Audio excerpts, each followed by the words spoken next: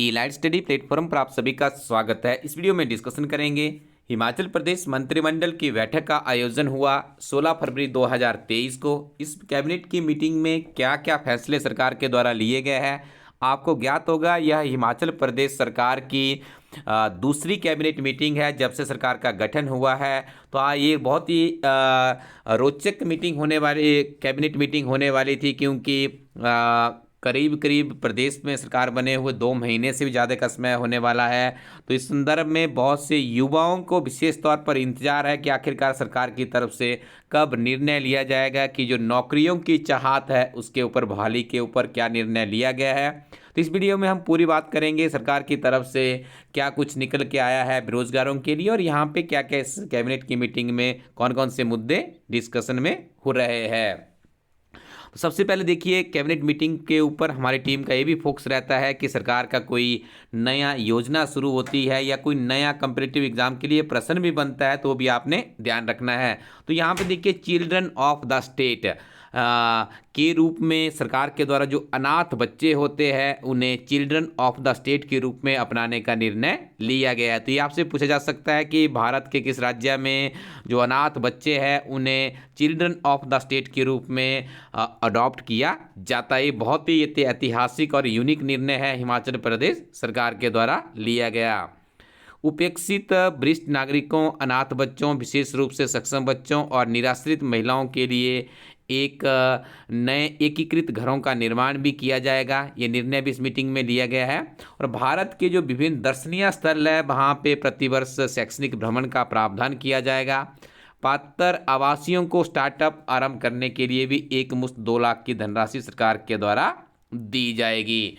तो यहाँ पे देखिए, सबसे पहले हम आपको बता दें हिमाचल प्रदेश में अभी देखिए बजट सत्र आना है जो कि प्रस्तावित है, क्योंकि देखिए बजट सत्र में ही सरकार बजट पेश करेगी पूरे आने वाले 1 वर्ष की सरकार की नीतियों का, सरकार की योजनाओं का, युवाओं के लिए सरकार क्या सोचती है, किस तरह से बजट में प्रावधान किया गया है, नौकरियां किस तरह से सरकार लेकर आएगी, किस तरह से आगे की व्यवस्था होगी, पूरे वर्ष भर का आपका एक विजन बनेगा। ये मान के चलिए कि आपका एक कैलेंडर बनेगा कि आपको अपनी तैयारी सरकार के अनुरूप किस तरह से आगे बढ़ानी है।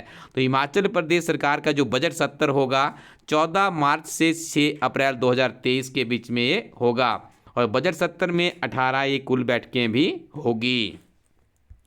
इसके अलावा देखिए, यदि आप देखेंगे 2 या 3 जो आप ये देख रहे होंगे शुरू के स्टार्टिंग के जो निर्णय लिए गए हैं वो विशेष तौर पे जो ये माननीय मुख्यमंत्री जी के द्वारा एक योजना शुरू की गई है, सुख आश्रय योजना, जिसके अंतर्गत जो अनाथ बच्चे होते हैं, निराश्रित महिलाएं हैं, वरिष्ठ नागरिक है, उन्हीं से संबंधित है। ठीक है, इसके ऊपर हम पहले भी डिस्कशन कर चुके हैं इस योजना के ऊपर, सुख आश्रय योजना के ऊपर। तो यहाँ पे देखिए, इसके बाद यहाँ पे कहा गया है कि जो ये सुख आश्रम योजना है उसके तहत देखिए अधोसंरचना के उन्नयन, जो इंफ्रास्ट्रक्चर है उसको भी डेवलप किया जाएगा। और यहाँ पे देखिए क्लियर किया गया है कि अटैच शौचालय वाले कमरे, मनोरंजन व गतिविधि कक्ष, common room, music room, smart classroom, coaching room, indoor इत्यादि विभिन्न तरह की सुविधाएं यहाँ पे देने की बात कही गई है। और ये देखिए, यहाँ पे भी कहा गया है कि यह आधुनिक एकीकृत घर जिला कांगड़ा के ज्वालामुखी तथा जिला मंडी के सुंदरनगर में स्थापित होंगे। ये भी निर्णय इस मीटिंग में लिया गया है।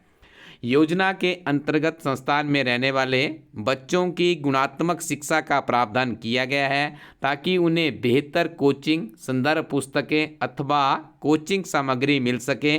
समाज के प्रतिष्ठित व्यक्तियों के माध्यम से ऐसे बच्चों को मेंटरशिप भी प्रदान की जाएगी। 10वीं से 12वीं तक के बच्चों को सूचीबद्ध एजेंसियों के माध्यम से करियर काउंसलिंग भी प्रदान की जाएगी। इसके अतिरिक्त उच्च शिक्षा के लिए इन बच्चों को सरकार सहायता प्रदान करेगी। इसके अलावा इन बच्चों के समग्र व्यक्तित्व विकास के लिए मासिक पिकनिक आयोजित करने का भी प्रावधान किया गया है। देखिए, इसमें कोई डाउट नहीं है, यदि आप बात करें अनाथ बच्चों के लिए सरकार ने काफ़ी सजगता के साथ में काम करना शुरू कर दिया है। और यहाँ पे देखिए, जो सुख आश्रय योजना है इसके तहत 18 वर्ष से अधिक आयु के पात्र आवासियों को कोचिंग, छात्रावास शुल्क, शिक्षण शुल्क आदि के लिए भी प्रतिवर्ष प्रति व्यक्ति 1 लाख रुपए प्रति वर्ष प्रदान करने के अलावा कोचिंग की अवधि के दौरान 4,000 रुपये प्रति आवासीय प्रति माह छात्रवृत्ति प्रदान करने का भी प्रावधान किया गया है। इसके अलावा देखिए विवाह के लिए 2 लाख रुपए अथवा वास्तविक खर्च जो कि कम हो प्रदान किया जाएगा। इसके अतिरिक्त इन संस्थानों में रहने वाले प्रत्येक बच्चों के लिए देखिए इनके अकाउंट्स या जैसे आरडी जिसे हम कहते हैं आवर्ती जमा खाते भी खोले जाएंगे, ताकि इनको किसी तरह की कोई भी इस तरह की कोई दिक्कत का सामना ना करना पड़े।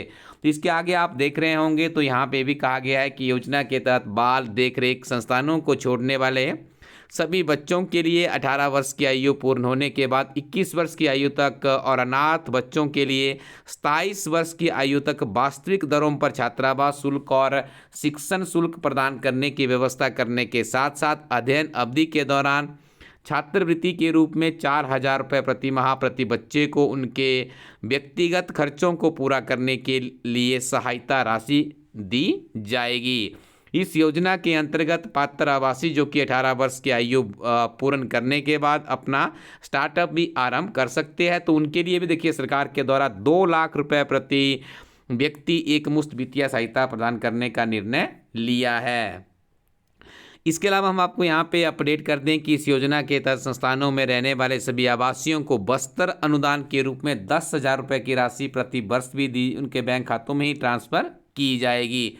और यहाँ पे देखिए त्योहारों को मनाने के लिए प्रति त्यौहार 500 रुपये की अनुदान राशि भी सरकार के द्वारा दी जाएगी।